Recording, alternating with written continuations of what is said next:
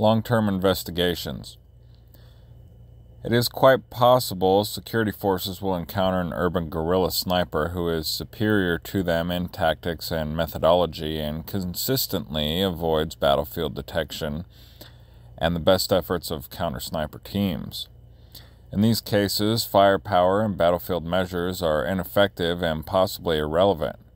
The next step is conducting a long-term investigation by a dedicated team of professional detectives. Security forces will have to discover the identity of the shooter through the analysis of forensic evidence and good police work to capture the sniper when the sniper is not on the job. One idea is to place a bounty on the head of the sniper to get the public involved in the search for the shooter.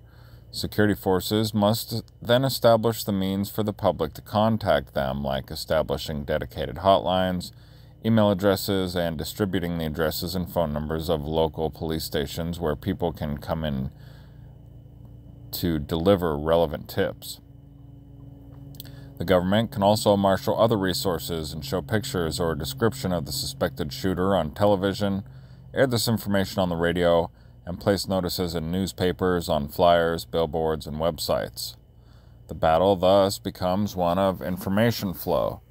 As an example, the police never did solve John Muhammad and Lee Malvo's urban sniper tactics. But by engaging the public to help find the snipers terrorizing them, the police got a call on their hotline by a person who revealed the shooters' identities. The police did not capture the DC snipers in the act, they caught them sleeping at a rest stop. In other environments, law enforcement officials may be incompetent, corrupt, or terrorized into inaction and incapable of conducting effective long-term investigations. In countries like modern Afghanistan, Iraq, Somalia, and Chechnya, the government may suffer from weak institutions and face a largely hostile population uninterested in helping the government solve their sniper problem. Traditional investigations may therefore be impossible through the local police. In these situations, the guerrilla organization sponsoring the sniper has to be infiltrated either through human agents or technical means of penetration like radio and cellular phone intercepts. Infiltration and deception. In order to capture some guerrilla snipers, security forces will have to infiltrate the guerrilla organization with an agent. An infiltrator can get into an organization in several ways. An infiltrator can volunteer or be selected into an organization through the group's established recruiting mechanism. Undercover police use this method to infiltrate crime organizations like the mafia, motorcycle gangs, and other organized criminal groups.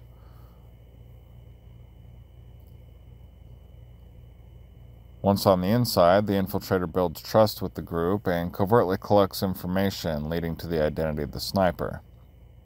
Or an existing member of the guerrilla organization may be recruited by the government to become an agent. There are several reasons a guerrilla may do this. First, a member may be disillusioned with the cause or reject the methods the group is using on moral, religious, or personal grounds.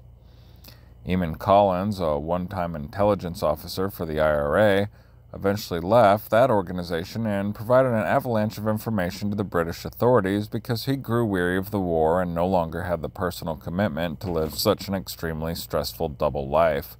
He was later executed by the IRA. A member may also choose to help the government out of simple greed. In one infamous case in the United States, the FBI's counterintelligence agent, Robert Hansen, voluntarily sold information to the Russian KGB for years and received $1.4 million in cash and precious stones. Many insurgents in Iraq have given up information on a sniper for a lot less. Another means for getting information about the sniper may come through the questioning and interrogation of a captured member of the sniper's guerrilla organization. The German Gestapo of World War II frequently gathered critical information on resistance groups through the brutal beating and torture of captured partisans.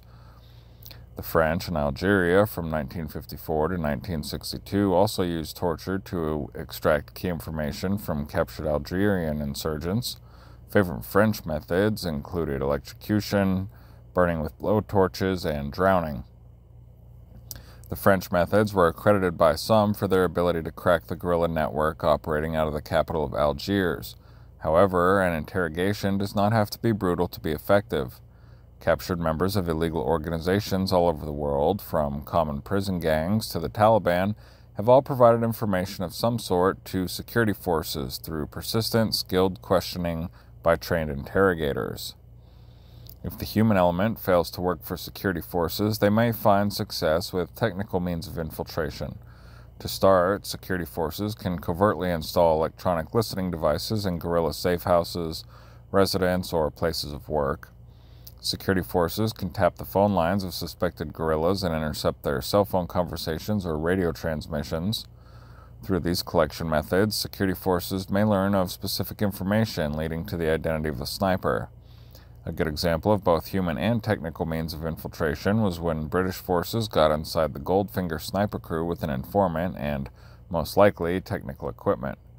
Despite repeated sniper attacks against Britain soldiers, the Goldfinger crew was never caught in the act. The crew was only busted wide open when a member on the inside gave up his own people. If security forces cannot penetrate a guerrilla organization through human or technical means, they can make the guerrillas falsely believe they are compromised. For example, Paddy Flood was one of the IRA's top bomb makers and an accomplished sniper who worked out of Derry, Northern Ireland. Since the British were unable to kill him because of the political fallout, they had their informants inside the IRA finger Paddy as a double agent working for the special branch. The IRA swallowed the bait because one day in 1990, when Paddy went to deliver a message for the IRA, he never came back. Only weeks later did his badly mutilated body show up, gagged, hands bound behind his back, and shot in the head. The IRA thought he was a stool pigeon, so they killed him. Years later, well after the Good Friday Peace Agreement in 1998, the IRA realized they were deceived. Paddy was never an informant, but they were led to believe so. A counter-sniper story, the Ramadi rooftop executions. Ramadi, Iraq, the capital of Al-Anbar province and the heart of the Sunni-led insurgency, was a dangerous place. Ever since American troops occupied Ramadi in the spring of 2003, they were locked in a vicious contest of wills with determined insurgents. In Ramadi, American and Iraqi security forces experienced the full gamut of guerrilla warfare: car bombings, IEDs, kidnappings, and the inevitable torture and executions that followed, ambushes, drive-bys, mortar attacks, and everything in between. On any given day, one was likely to hear the sharp crack of a rifle and then the whiz of a bullet as opposing snipers tried to eliminate each other with a single well-aimed shot. The situation in Ramadi got so bad that in 2005, a senior American intelligence officer reported that American forces did not control anything past the range of their guns, and they had lost all Anbar to the insurgents. One piece of the American security plan in Ramadi involved the establishment of sniper posts at key locations in the city. At these outposts, U.S. snipers quietly observed the urban terrain, reported to hire any relevant information about the enemy, and placed discriminating fire into insurgent gunmen so foolish as to expose themselves. Many American snipers in Ramadi, feared by the insurgents for their skill, had multiple kills to their credit as survival of the fittest led to careless enemy gunmen getting picked off one by one. In turn, the insurgents looked for any chance to rid themselves of those deadly shooters. In June 2004, the 2nd Battalion, 4th Marine Regiment, established 3 sniper posts overlooking Route Michigan, the main highway running through Ramadi. One of the sniper posts was located less than a kilometer from the main American base called Combat Outpost. This particular sniper post was located in a 2-story house owned by a local Iraqi family, which was only partially built and still under construction. This made for a good location because the Marines did not have to dislocate an Iraqi family to use the building. Every couple of days, the 4-man sniper team positioned on the roof of the half-built structure was relieved and rotated with a different team.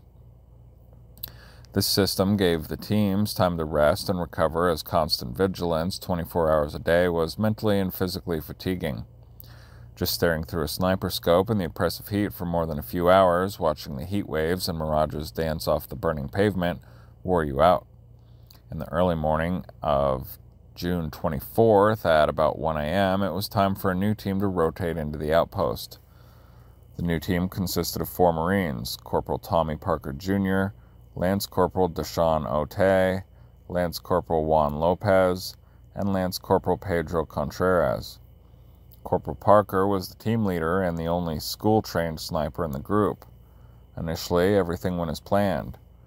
Parker's team left the base under the cover of darkness, drove to their outpost in Humvees, and took up positions in the house as the other team went back to the base to recover. When the sun came up over Al Anbar province and drenched Ramadi with its unmerciful rays, something was amiss. Parker's team was supposed to report in every 30 minutes to the main base combat outpost. They did so for most of the morning, but then the report stopped. This in itself was nothing to be alarmed about because radios had problems all the time, and it might take a little while to get them working again. Combat Outpost knew this, and their policy was to send a Quick Reaction Force, QRF, to a sniper post only after 2 hours had gone by. According to official reports, a passing Marine patrol decided to check in with the outpost just to be sure, less than an hour after the last check by Parker's team.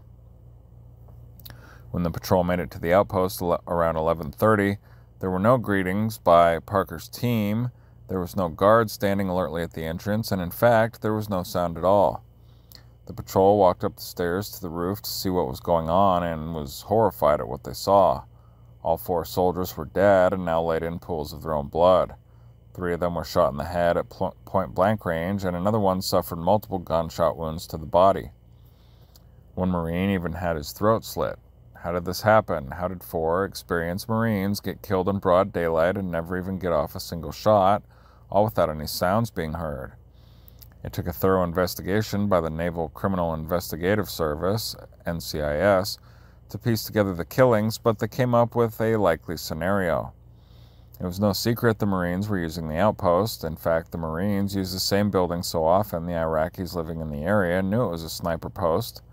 Some of the Marines thought this was a bad idea because they were setting a pattern the enemy could study and then make a plan for.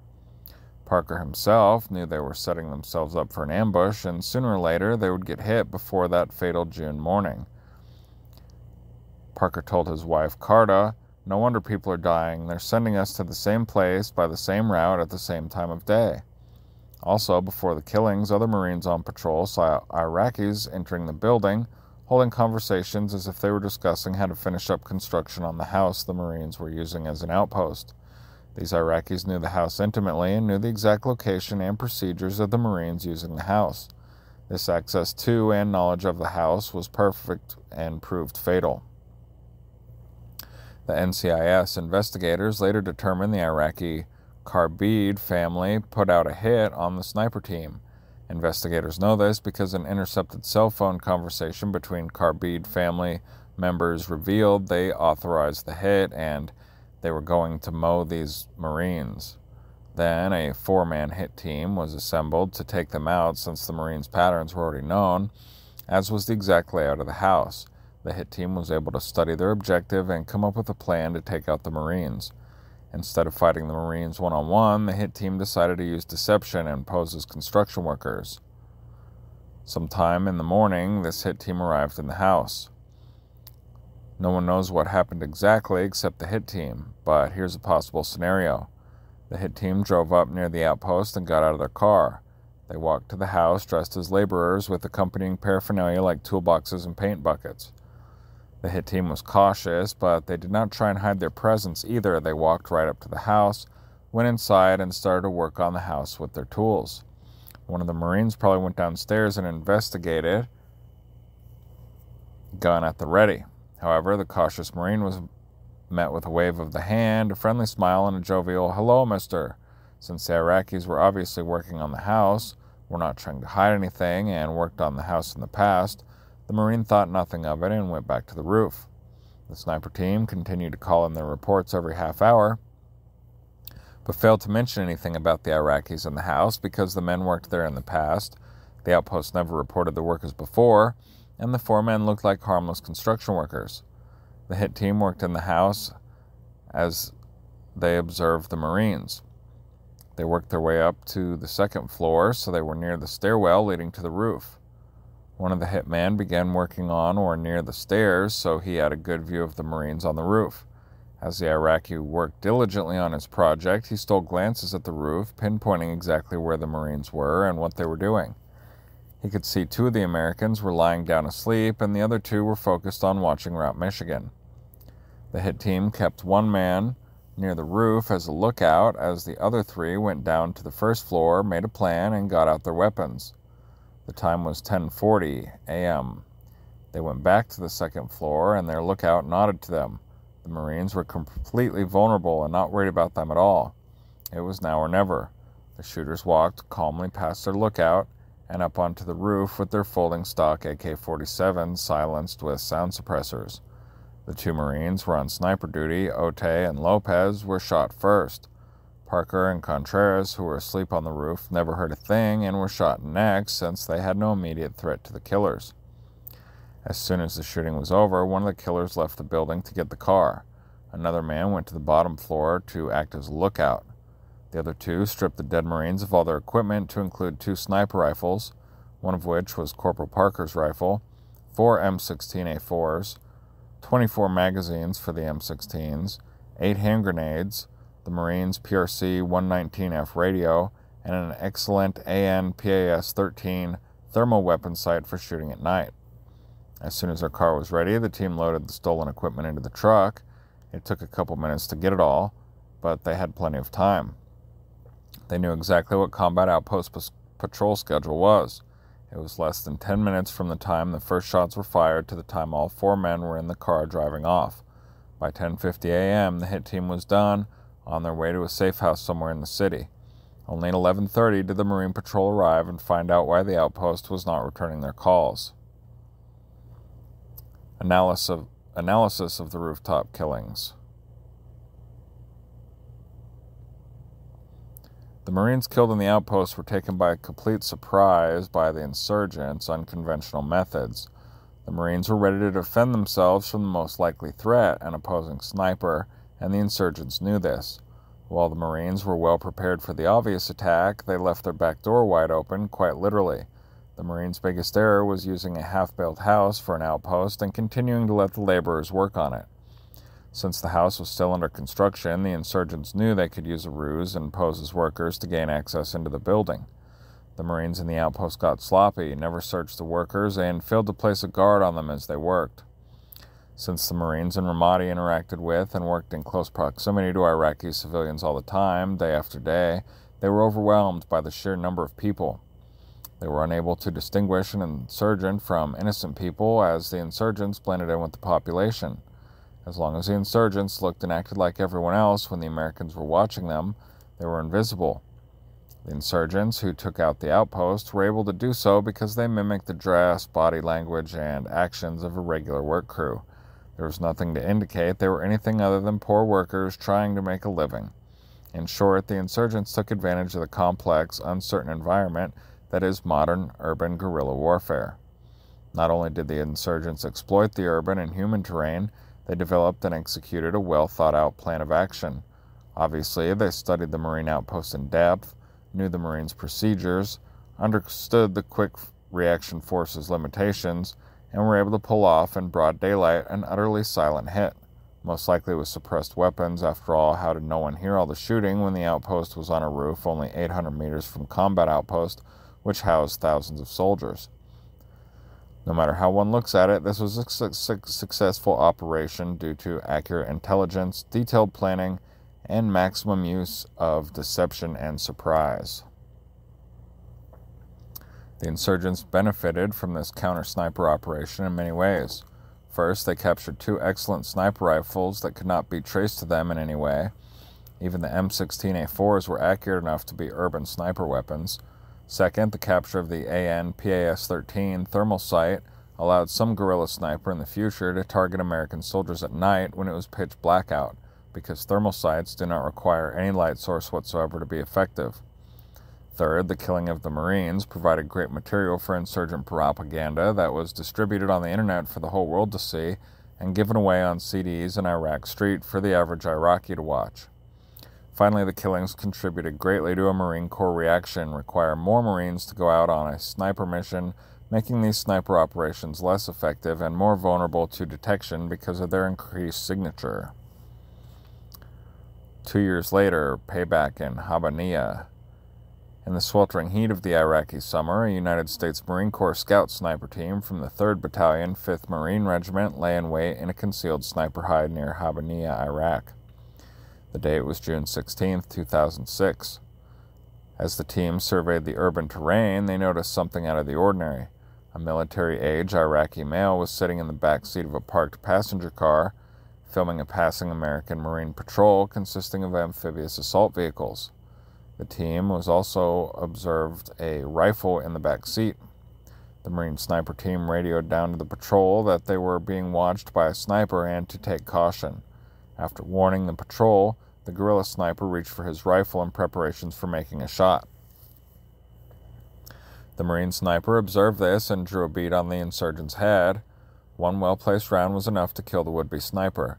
The heavy 7.62 mm bullet struck the rear passenger window, shattered the glass, deflected very little off its flight path, and punched straight into the sniper's head. There was very little bullet deflection because the rear glass of the window was thin and weak, and the target's head was close to the window, only about a foot away. Then the Marine sniper saw another young Iraqi male approach the passenger side door of the vehicle. He was surprised to find his companion dead in the back seat of their car. The second male then ran to the other side of the car and tried to drive off. He never had a chance. The Marine sniper shot him with 3 rounds from an M4 carbine, firing 5.56 rounds. The driver died on the scene. As the Marines searched the car, they discovered the rifle in the back seat was one of their own, a camouflaged Marine-issue 7.62 M40A1 sniper rifle. After searching the vehicle, the Marines found some tools of the trade the Iraqi snipers had on them. The insurgents had several different license plates so they could change identity of the car. License plates were important for deceiving the local police since different provinces used different plates and there were different levels of plates, like the much sought-after official government plates. There were also several dozen rounds of 7.62 for the M40A1 rifle, a pistol, a camcorder, a hand grenade, an M16 magazine, and other items. What intrigued the Marines most was that the insurgent sniper team used one of their very own sniper rifles against them. Over the course of the previous 3 years of guerrilla warfare in Iraq, the Marines lost several of their sniper rifles to the insurgents after Marine sniper teams were killed by the guerrillas and stripped of their equipment. So where did this rifle come from? Who owned it last? Since the rifle still had a serial number, it was an easy task to check the number with the Marines' own records. The serial number trace revealed that this was the same rifle issued to Corporal Parker several years ago and stripped from his body on that Ramadi rooftop. The rifle had come full circle. The insurgent sniper team's methodology. What can we determine about this guerrilla sniper team? First, they were probably an experienced team and conducted similar attacks in the past. They were professionals, as can be seen by their choice of a car as their firing platform. Since a car is a mobile platform, the sniper can shoot, drive off, and disappear in seconds. Also, they chose a car, not a van, as a van would be a more obvious choice as a sniping platform. Also, the team understood the importance of information warfare and used every sniper attack as a propaganda victory over the American occupiers. The sniper intended to film the American patrol as it approached, set the camcorder on the rear seat with the patrol still in its view, take a shot so it was all captured on film, and then drive away. This team had different jobs during their attack. The driver's job was to find a good location to park the car. His second was to get out, walk around, and conduct a reconnaissance of the area to make sure there were no threats to the sniper. In this case, the driver failed to detect the Marine sniper team hidden in a nearby building. One can guess when the Marine sniper fired his shot and killed the guerrilla sniper, the driver of the car thought the gunshot was from his companion. Hence, when the driver got back to the car to take off, he was surprised to see his dead friend sprawled across the back seat. The insurgent sniper team was good, but made several crucial mistakes. First, the driver did not study the urban terrain sufficiently and failed to detect the opposing Marine snipers. Regardless, every guerrilla sniper must prepare for their shot as if they were under direct observation, regardless if they detect a threat or not. The insurgent sniper team failed to employ any urban camouflage like tinted windows, stickers, curtains, or sunshades, even though they were readily available in the local Iraqi markets and would raise no suspicion. Because the insurgent sniper failed to effectively conceal himself within the car, he was observed by an American sniper with a clear view of his activities through the unobstructed glass of the vehicle. Another mistake the sniper made was letting himself be observed while openly filming an American convoy with a camcorder. In the wartime environment of Iraq, anyone seen filming security forces is presumed to be gathering information for a future attack. A guerrilla must conceal everything they do, and the camcorder could have easily been concealed in a plastic bag with a hole cut out for the camera lens. The final mistake the insurgent sniper made was reaching for his sniper rifle in the open without camouflaging the weapon in any way. For unknown reasons, the rifle was not concealed in urban camouflage like a newspaper, a jacket, or a simple scarf. Importantly, the American sniper knew he would take a shot because he saw the insurgent sniper reach for his rifle. In this case, the insurgent sniper team made numerous mistakes which ultimately contributed to their deaths.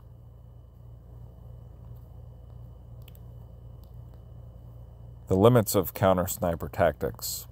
Ultimately, none of these counter-sniper methods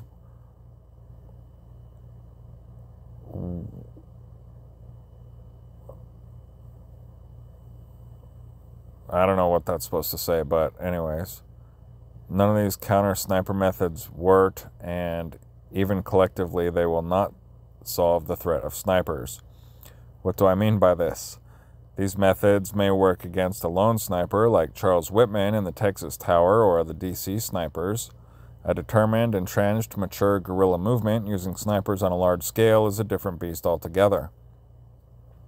A covert organization designed to survive security force scrutiny is so resilient and has so many potential targets to choose from, they can never be stopped altogether. Their effects can only be limited. The only way to stop the threat of guerrilla snipers is to defeat the movement spawning these shooters. History supports this rather sober assessment. If we look back some 60-plus years to the Battle of Stalingrad, the sniper war there only ceased when the Red Army surrounded and crushed the defeated German Sixth Army. Israel, considered by many to be one of the best militaries in the world, has failed to stop PLO snipers from killing their soldiers and people for the last 40 years. The British and their counterinsurgency machine in Northern Ireland also never stopped the threat of IRA snipers from 1969 till 1998. The IRA only stopped shooting people after they signed the Good Friday Peace Agreement in 1998 and voluntarily put down their arms. The urban sniper terror in Sarajevo, perpetrated by Serbian shooters, came to conclusion in 1996 when both sides agreed to end the war. Today, Russian troops still suffer from sniper attacks by bloodied and bruised Chechen resistance movements whose elements have continued to fight since 1994. In an example, American forces only stopped taking large numbers of sniper casualties after 2007 when they came to an agreement with Sunni tribal leaders. Widespread education and training in counter-sniper tactics will reduce the vulnerability of a populace and security forces to guerrilla snipers. It is better to have only 100 sniper victims a year as opposed to 1,000. But, as history has repeatedly shown, only death blow to the guerrilla organization sponsoring a sniper campaign will lower the crosshairs from their targets permanently.